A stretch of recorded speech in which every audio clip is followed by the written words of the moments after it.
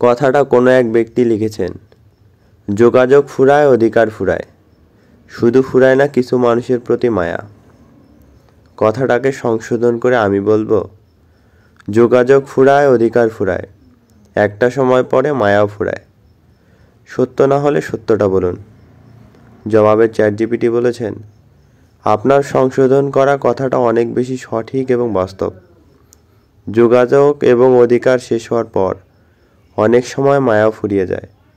সম্পর্কের মধ্যে যোগাযোগের অভাব বা আস্থা হারালে মায়া এবং আগ্রহ ধীরে ধীরে মুছে যায়। তবে এটা সব সময় সবার জন্য একরকম নয়। কিছু সম্পর্ক এবং মানুষ দীর্ঘ সময় পরেও কিছুটা মায়া বা গুরুত্ব বজায় রাখতে পারে।